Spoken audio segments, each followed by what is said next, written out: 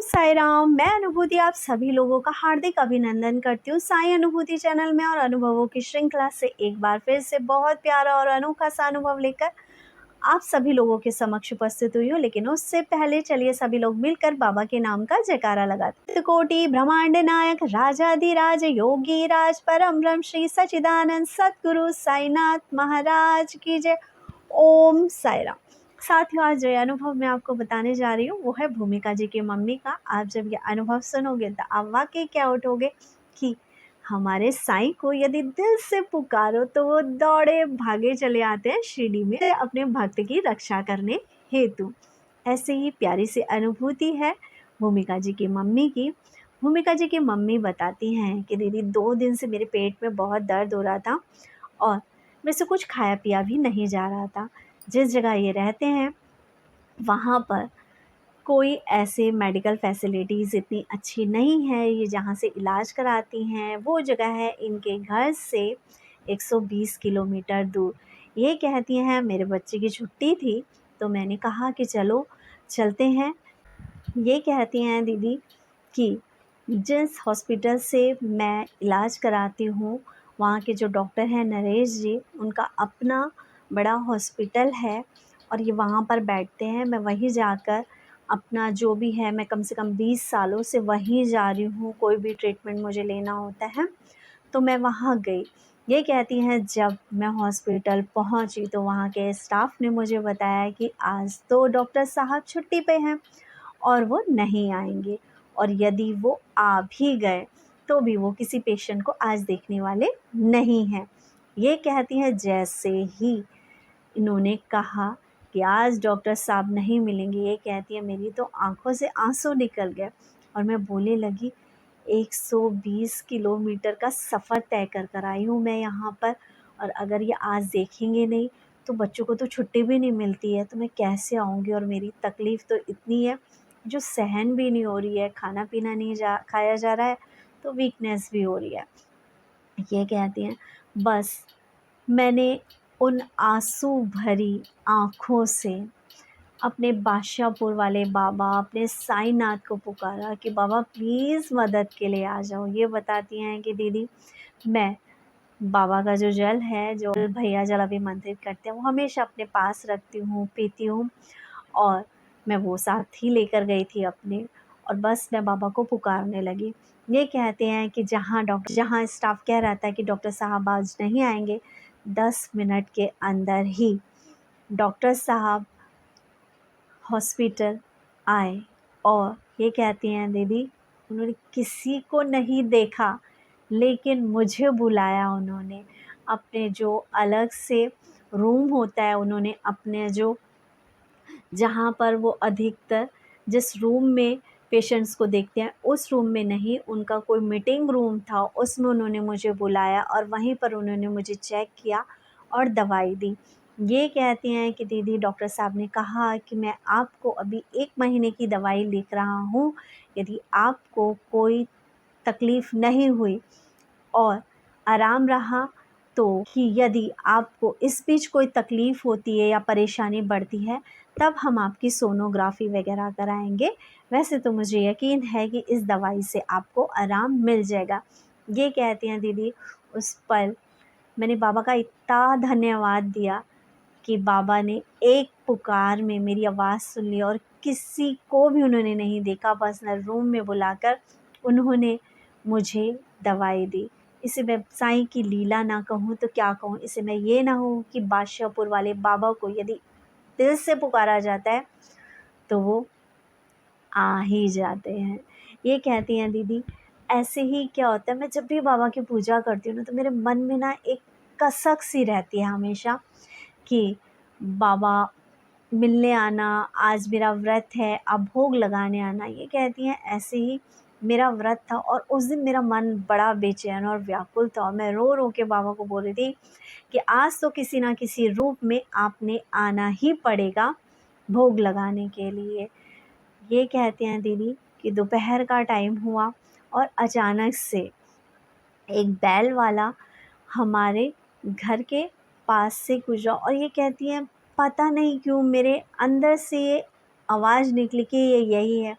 और जो वो बैल लेकर आ रखा था, मैं फटाफट जो भी भोग का सामान था, क्योंकि मेरे मन में था कि बाबा आप आना, मैं आपको भोग लगाना चाहती हूँ। तो भोग के टाइम पर ही जैसे ये पूजा करके हटती हैं, ये क्या देखती हैं कि एक बैल वाला इनके घर के पास से गुज़र रहा है। ये फटाफट लेके गई और उसको खिलाने लगी, भात खिलाने लगी, राइस खिलाने लगी। तो ये कहती हैं कि फिर उसने बोला कि ज़्यादा मत खिलाओ, थोड़ा खिलाओ इसको, और उसने खा लिया। ये कहती हैं कि मुझे इतना सैटिस्फैक्शन मिला उसको खिला के, क्योंकि कोई भी नहीं आता। लेकिन उस दिन जब मैंने बाबा से बोला कि भाई भोग लगाना है मुझे आपको, और आपको किसी ना किसी रूप में दर्शन देने पड़ेंगे, तो एक बैल वाला हमारे घर के पास आया और मैंने उसको भोग लगाया।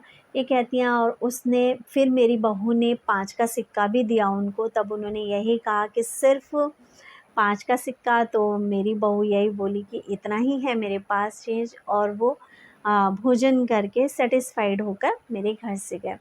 ये कहते हैं दीदी बाबा की तो बहुत सारी लीलाएँ मेरे साथ होती रहती हैं।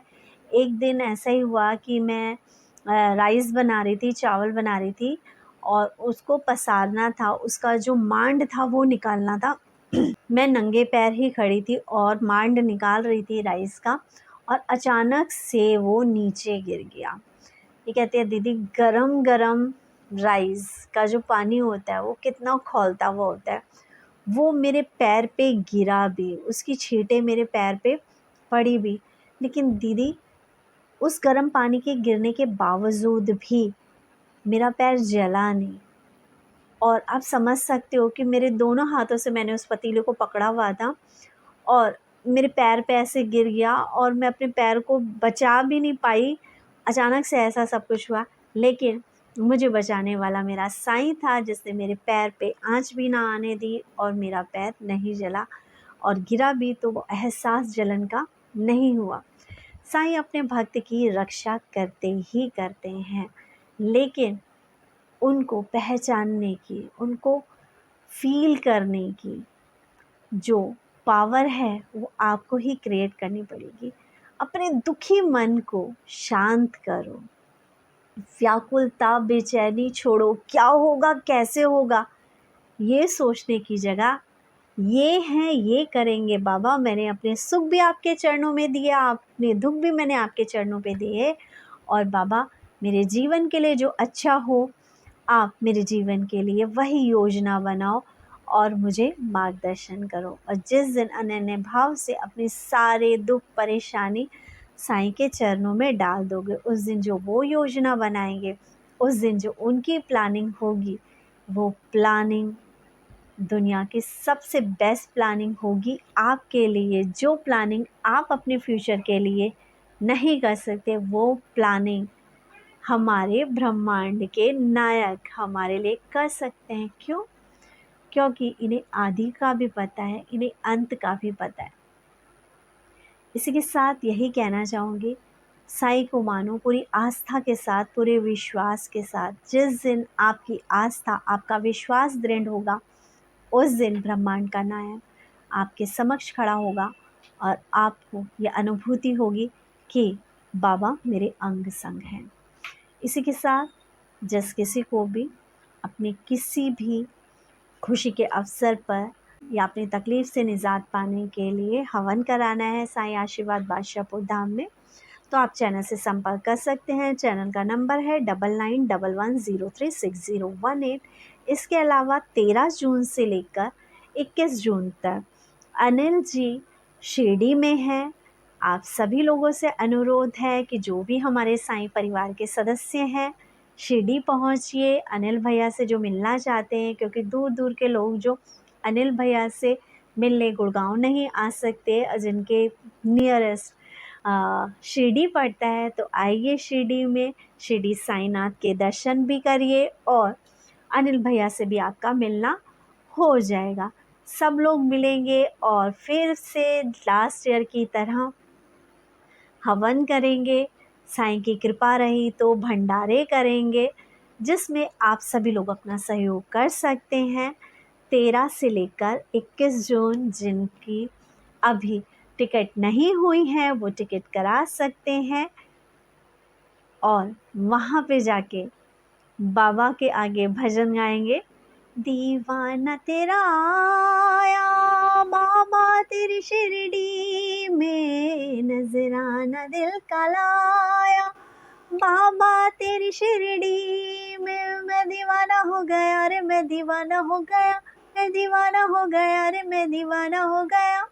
नजराना दिल का लाया बाबा तेरी शिरडी में, नजराना दिल का लाया बाबा तेरी शिरडी में।